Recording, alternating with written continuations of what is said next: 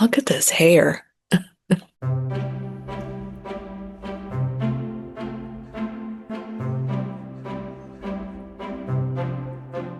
Hi, readers. I'm Lori, and welcome back to my channel, Books, Ink, and Paper, or welcome if this is your first time. I'm certainly glad that you're here. And it is with a little bit of joy and somewhat a bit of trepidation that I share with you the books that I hauled in the month of October 2025. Yes, I bought some books and more books probably than I would have liked. And there's a couple of things I can account for. One, I had some birthday gifts that I was still, holding on to. So I bought some of these with that money. I also had an evening where I was at my daughter's house in New Orleans and I was dog sitting for a period for about a day. And I got myself some wine and I bought myself some books on whatnot. And then I got a couple from my little free library because I've been walking in the morning several times a week, usually 3 to 4 times a week. And I happened to go up to my little free library because it looked like they had new books in there, and they did. So that's pretty much where everything I purchased came from this month. I did have a Libro.fm purchase that I had pre-ordered, so I can certainly talk about that. And I have a couple of books that I got on Kindle as well. So let's just do it. So let's talk about the Kindle titles first. So the first one is Let's Give 'em Pumpkin to Talk About by Isabel Pop, and I had the title like it just gripped me. And I think these were on sale. I'm sure that they were. I don't spend a lot of money on Kindle books, but this one is about a young woman named Sadie Fox, and she's in Indiana, which I like because my family lives in Indiana still, and I grew up going back and forth to Indiana a lot. She is trying to, I guess, because her father, maybe something about her father happened, and he's maybe challenged her, or maybe this was what he used to do. I don't know, but she's trying to grow the biggest pumpkin that she can so that she can win this prize in the fair or whatever it is that they're having. And then there's Josh Thatcher, who is a tech millionaire, but he's decided to grow gourds now. And so he's also, I think, trying to grow something for this competition. Sparks fly. There's an attraction, but also, are they the right people for each other? And is this something that can last? I don't know. We'll find out. But excuse me, chances are with a cozy read, the likelihood is high, right? That one came out in August of 2025, and I missed it somehow. So I think it'll be a fun read in the fall. All right, the next one is called Handmade Ho-Ho Homicide by Lois Winston. I know. So I got one for fall, one for Christmas. This is about it's actually the Anastasia Pollock Crafting Mysteries series, number 8 in the series. Never have read anything by this woman, but this one just had me at the title as well. The cover's pretty cute too. So this is about Anastasia Pollock, who has some kind of a crafting, business of some sort, but her half-brother Ira blings up her entire house and her yard with all kinds of Christmas holiday decor, including inflatables and lights and all the things that you can imagine. Kind of like maybe one of those shows that you watch that have those contests to see who's decorated their yard the best. So she and her boyfriend, Zach, are just like enamored with all of this, I think, and they're all partnering together to, make sure all of this goes well. Now, the neighbors now are not all happy about all these blingy lights and all this stuff happening all the time. And one of the neighbors in particular complains loudly about all of this. And the next morning, her half-brother Ira finds that neighbor dead in Santa's sleigh that they had put up in the yard. So who killed the neighbor, the curmudgeon-y neighbor, and who's going to solve this mystery? It's just, I had to do it, Handmade ho-ho homicide. I mean, really, how can you not want to read that. I don't know. And on Libro.fm, my Millicent Quibb book 2 from Kate McKinnon came in. This is the one that my partner is reading. I have not read either of them. I think I will at some point, but I got book 2 on a pre-order, and then I got Iron Flame on audio for my daughter. That is the second in the series that Rebecca Yarros wrote, and I have not gotten to that yet. I do own it. It's sitting up there. And I enjoyed the first one. It was okay. I mean, it wasn't like, oh, for me, but Megan has really enjoyed the first one, and so she's excited to get to the second one, and she's happily devouring that one. So I'm not going to tell you a whole lot about Iron Flame because I don't know a whole lot about Iron Flame, and it's a sequel. So take a look at that. And then the Kate McKinnon too. I don't know if there's a plot point that gets revealed in the synopsis, so I'm not looking. If they go in order and they feel like they need to be in order, then I don't necessarily look. Then the first one physically that I purchased is a Barnes & Noble exclusive edition of We Are All Guilty Here by Karen Slaughter. This was recommended to me by my friend Beth, who reads a lot like I do, and she raved about this, devoured it, said I needed to pick it up. I haven't yet, Beth. But my partner did pick it up and read it in like one day and loved it as well. So clearly that recommendation was a good one. So this is the first in a new series, which a lot of people have said, I don't want to start a new series of Karen Slaughter. And I get it. I have not started any series by Karen Slaughter, so I'd be okay with that. And again, this is a special edition, so it's exclusive, and I think that means it has some extra stuff in the back. Annotated chapter that she annotated on chapter 8. From what I hear, this one's pretty creepy. And look at this cover. Like there's a little girl riding her bike and another child coming up behind. Yeah, so this one is the new North Falls series. She wrote the Will Trent series, and of course she wrote a number of other books as well. So this is a small town, Falls, where everyone knows everyone, or so they think, until the fireworks and 2 teenage girls disappear and the town is ignited. So Officer Emily Clifton, Clifton, it's personal for her because she turned away when her best friend's daughter asked for help, and now she must bring her home. So Emmy combs through the puzzle that the girls left behind and realizes that she never knew them and nobody else did either. So I really want to get to this. It might happen very soon. We shall see. Then I couldn't resist this either.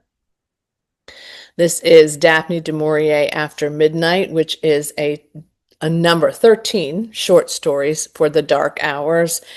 Yeah, I just love Daphne du Maurier. I want to reread some of these. I want to read some of these for the first time. This includes The Birds and Don't Look Now, which I have read, both of those, and Monte Verita.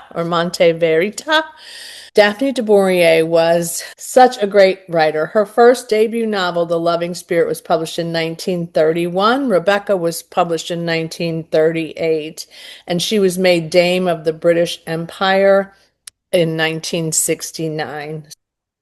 Yes, please. I can't wait because some of these I've never even heard of. So that's good. And they're a little spooky, gothic, mysterious. Some are very dark.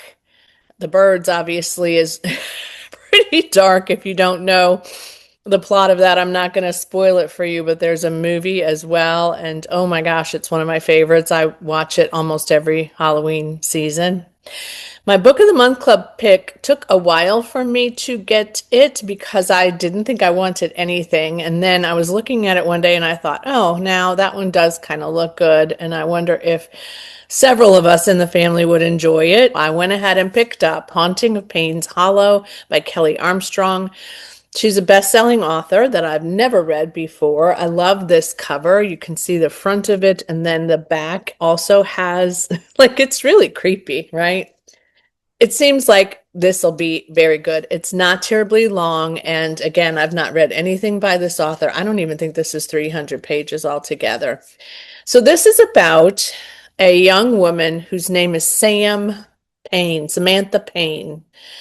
And her family has always had a lakefront property that belonged to her grandfather. She discovers that her grandfather died, certain that he will not have left her any money because Sam's father, years ago, had been accused of killing a child. And the grandfather swore that he was innocent, and Sam had seen him burying a body and had a bloody piece of clothing around as well. So she was certain that he was guilty. So the grandfather didn't speak to her ever again. So when the reading of the will comes up, she discovers that the grandfather left her this lakefront cottage. And the caveat is that she has to stay in it for at least 30 days. With that condition, she can have the property and do what she wants with it. While she's there, her aunt, who lives nearby, I guess, is maybe kind of popping in and out, but she's also sort of remembering her childhood and confronting some things about herself and about her family. And then her aunt goes missing. Yes. And so then the curiosity is what's happening. And then some things start happening that are super creepy. And she is starting to be completely uneasy in this lakefront property, which I'm assuming is either called Payne's Hollow or it is located in Payne's Hollow. And so, yes, I think this is fantastic. Would be a quick read, I'm certain. Could I finish it by the end of the month? No, but I'd like to. I wish I could. I'd have to take off every day of work, and that's not going to happen. So then I have my whatnot experiences. And I, as I look at these, I'm not sure what I was thinking, and you'll know why for a couple of them for sure. So the first one I got is The Ballad of Songbirds and Snakes by Suzanne Collins. This is one of the ones that's in a sort of a still in the Hunger Games canon, but it's, published way later. Ambition will fuel him, competition will drive him, but power has its price. So this is all about snow. I want to read this and I liked it, and it looked like something that my partner would like too. And then she reminded me that I'd already purchased this on audio on Libro.fm for her. So there you go. I have it in both functions. It's in really good shape, which doesn't always happen on Whatnot, I have discovered. And I would like to get to this one and the other one as well. So when that will happen, I don't know, but I'm happy. I'm happy with it. I just feel I've been duplicating a lot of things lately. Like we have way too much toothpaste because I thought we were out. Then I grabbed from Whatnot. These were all very cheap, by the way, several, just a couple of dollars each. This is A Little Life by Hanya Yanagihara. Lots of my friends have read this, recommended it. I've just never gotten to it. And here's probably why. Because I am a little intimidated by big books, but this one is 800 and some pages, so about the same size as 11/22/63. And they say this is heartbreaking. I have seen videos of people finishing this book and sobbing, crying. So do I want to read this? Yes, I do, because I hear such good things about it. It was a finalist for the Man Booker Prize. It was a finalist for the National Book Award. And again, lots of my friends have really enjoyed this. So will I get to it? I hope so. Four classmates, broken adrift and buoyed only by their friendship and ambition, they moved to New York in search of fame and fortune. A lot of folks do. And their relationships are tinged with addiction, success, and pride. They deepen over the years, held together by their devotion to the brilliant, enigmatic Jude, who's scarred by unspeakable childhood trauma. So it is a hymn to brotherly bonds, a masterful depiction of love in the 21st century, families we're born into, and the found family that we make for ourselves. I had to get this. This is an LGBTQ novel, and it's in pretty good shape. It's a little bit bent here and there, but I really want to get to this. I'd like to make that a priority for 2026, so remind me of that. This was a weird purchase too. I was completely sober while I was getting this set, but here you go. Tamron Hall as The Wicked Watch. The first in the Jordan Manning series. I saw her on a YouTube video once where she was being interviewed as an author for a book that she wrote, and I didn't realize she had written a novel, and so that's what I think sparked all of this on. This title to me was really inspiring me to take a look, and it's a good photo cover as well. This is some sort of a neighborhood with someone wandering along in the dark. She is an Emmy award-winning journalist, and she also has a talk show that she hosts. And she also was the first African American anchor on one of the morning shows, I think. So she's risen through her career and done some different things along the way. So this is the first in a series. A reporter unravels the disturbing mystery around the deaths of two young Black women and the work of a serial killer terrorizing Chicago. Yep, that had me for sure. So Jordan Manning is the crime reporter, leaves Texas to take on a job at a television station in Chicago, and she's getting an anchor chair there at that network. She's covered a lot of crap in her life from her time in Texas, but she's never seen or experienced anything as brutal as the murders of these Black women, sexually assaulted, brutalized, and then forgotten. It's not for everybody, but I think I'm going to give it a shot and see how we go. I have heard a lot of people have really enjoyed her novels, so we'll see. I mean, I like her as a host. This one I have on Libro.fm too, but it was like literally $1. It is not in the best of shape. It still has a Target sticker on it. It's pretty worn and beat up a little bit, but this is The Sanatorium by Sarah Pierce. And again, I thought I might do a tandem read of this because I've just not picked it up on audio yet, and I'm not doing as well with audio. They are not keeping my attention. So this has been out for a good bit because I've had it for a good bit. I remember this came out in 2021 in America. Okay, see this is a sanatorium, and I love books about sanatoriums and about people who are mentally ill and whether or not they are or aren't, like what brought them into this space and how are they being treated and those kinds of things. So this is in a forest overshadowed by threatening peaks, and Les Sommets has always been a sinister place with rumors and abandoned building, and now it's a 5-star minimalist hotel. But there's something about this hotel that is making this particular character, Erin Warner, nervous. She's taken time off. She's a detective. She wants to go away and have some fun, quiet time. She's celebrating her brother's fiance and his engagement. And she says yes, and the next thing they know, the fiance is missing, and there's a storm, and it's going to now be closed off by some terrible weather. Yeah, I know you see why I grabbed this physically as well as on audio, but I really am going to do it not in tandem in the sense that I'm going to read one and listen for a while and read and listen for a while. I do that a lot, but I think this time I'm going to read them both at the same time because of my issues currently with audiobooks. My next purchases from Whatnot were while I was staying at my daughter's house with the wine. So I got a book that I can't remember if I read or not, but I have mentioned earlier in another video, I'm kind of being drawn to classics lately. And so I got Ernest Hemingway's To Have or Have Not.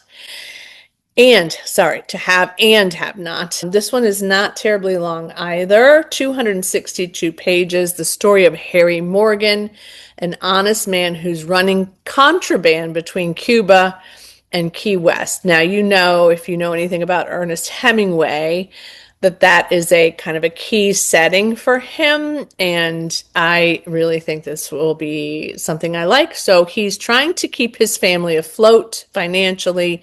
He ends up in this like situation where he's with a lot of wealthy people, and they also want things from him. They want him to do things. And it also involves him in a strange and unlikely love affair. So it says it's harshly realistic, yet with one of the most subtle and moving relationships in the Hemingway oeuvre. To Have and Have Not is literary high adventure at its finest. And yes, I would like to read that. That might be on my 100 bucket list. I don't know. I need to look, huh? Then I've been slowly collecting these. This isn't in the best shape either, but it's doable for me. And this is Cujo, which I've already read by Stephen King. But I really kind of wanted my own copy of this physically. I think I had it before, the thing, that terrible thing that happened and took all my books away. This came out in 1981. It was one of the I think this is the third in his series, and I read this one when I was pregnant with my daughter, Sarah. So, yeah, I know. It's good though. I really enjoyed it. It's creepy. I've watched the movie. I would like to reread this one. My plan is to reread a number of Stephen King's, and so that is going to help me to do that. Okay, editing Lori here. I didn't tell you anything about Cujo. I don't know what was happening with me the day that I recorded this, but Cujo is about a family with a dog that shows up, and the dog has some tendencies and some I don't want to spoil it. That's probably why I didn't say anything about it, but something happens to the dog as a result of his tendencies, and it's creepy. That's all I'm going to say. It's creepy. But I hope you like it. If you like Stephen King, you'll like it, I'm sure. And then this one I'd never heard of before, this book or this author, but for whatever reason, the synopsis from the person who sold it really hit me. So this is a paranormal horror writer as well. This is Forget Me by K.A. Harrington. I also kind of got this one because I love this cover. So, two names, one face, and a dangerous secret. Morgan never minded her boyfriend Flynn's dark and private nature, but she thought he was mysterious and alluring. We've all fallen for that. But now he's dead and she can't move on, and so she feels like everything around her is just gone. The joy of it, the experiences of it, done. So she uploads her only picture of him to social media site called Friendshare and a note to say goodbye to him. Okay? And then she's shocked when facial recognition software, suggests she tag him as someone named Evan Murphy. So now you know. She's never heard of Evan Murphy, and then she finds out he lives in a nearby town and he looks exactly like Flynn. So everything about him is the same. So she goes through layers of secrets and questions everything she ever knew about her boyfriend. And this would be probably a fast popcorn thriller. The back says, "Is this Evan Murphy? Yes, no, done tagging." I know. Can you imagine what that would feel like? I just can't, but I really want to get to that. Here's my little free library haul, just 2 books. We're almost done. Leanne Moriarty, Three Wishes. I have liked this author a lot, and then there are times where I'm like, nah, that one's not for me. So I'm not sure, but this one is funny, it says, kind of humorous, and it kind of reminds me of a couple of them that I have really enjoyed, and maybe this will work for me, maybe it won't. This is an interesting cover too. Anne Lamott loved it. She blurbed it. Lynn, Cat, and Gemma Kettle, they are triplets, and they have a lot of sort of mayhem and havoc in their lives, and they're fun, loving too, and just people are fascinated by them. Triplets are an interesting, phenomenon for a lot of people, right? The first one, Lynn, is the person who everything is organized. There's checklists for it all. She's just like completely honed into what's next. Then there's Cat, who just learned a terrible surprising secret about her marriage. And then there's Gemma, and Gemma bolts every time a relationship goes on for 6 months or less and holds out hope that she's going to find lasting love, but I don't know how if she doesn't really give that a little more time. So we follow them in this wise, witty, and hilarious novel, is what Publishers Weekly says, through their 33rd year. So triplets in their 33rd year, and I'm assuming they're going to make 3 wishes, right? So it might be fun. We shall see. I didn't even look at the ratings because I was walking and I just didn't. Then to add to my political shelf, this is True Compass by Edward M. Kennedy, otherwise known as Ted or Teddy. So he was obviously JFK's brother and the son of Joseph Kennedy and Rose Fitzgerald Kennedy. And so this is his memoir. And here's what made me pick this up, because I'm not a big, huge fan of Ted Kennedy's. There were a few things he did in, his political career that were very helpful to a lot of people. And he was, he has a legacy for sure that I think a lot of people have remembered. And I remember him a lot for that. But I also remember him a lot because he got into some pretty sad, messy things. And he was very controversial. And so when I was standing at the Little Free Library and there were some neighbors talking nearby, and I was standing there trying to figure out if I was going to take this, and the guy says, "Don't do it. It's not going to be any good." Old kind of a mean guy that's in the neighborhood, but he's fine. And I said, "Really? How do you know?" And he said, I just have a feeling." And I said, "Well, you know what? I kind of want to hear if he says anything about these things, these messes that he got himself into." And indeed, the synopsis says that it's candid, and that his life has been marked by tragedy and perseverance, love of family, and an abiding faith. But there have been controversies too, and Kennedy addresses them with unprecedented candor. That's what I want. That's what made me pick this up. So we shall see if I ever get to that. This one is a chonker.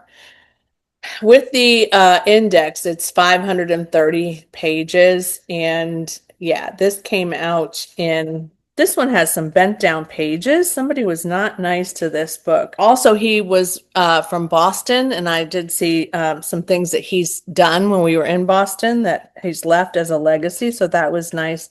I think this came out in 2009, but don't quote me on that because there's not a good page for me to say that for the truth. But True Compass. It's based on the fact that he sailed a lot too. The whole Kennedy family did. And so that's, I'm sure, what inspired this title. But it also probably is sort of what he's describing around his life and his faith and his commitment to, to people and to the American government. So there we go. We shall see how many of these I get to read in the next, I don't know, 10, 15 years. Thanks for listening today to my book haul, and let me know if you've read any of these or if you'd like to add any of these to your shelves. I would be really excited to hear if you've read them, what you've thought about them, because a couple of these I really want to be good, and I'm just not quite sure if they will be.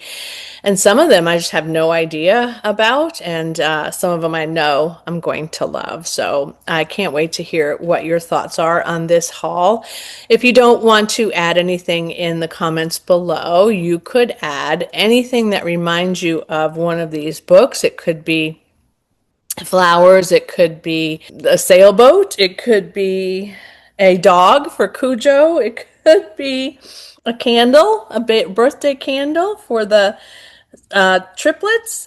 Whatever you feel led to put in the comments, feel free to do that with your emoji. I would love it if you would subscribe if you haven't already, because I love having conversations with people that I haven't met before, and I would love to get to know you in that way. So I would really encourage you to do that if it's in your nature to do so. You can also share my videos with other people and invite them to subscribe. That's always lovely. So thank you for those of you who do that as well. And as always, happy reading. I'm gonna have to hoist up this haul, so wish me luck. Bye.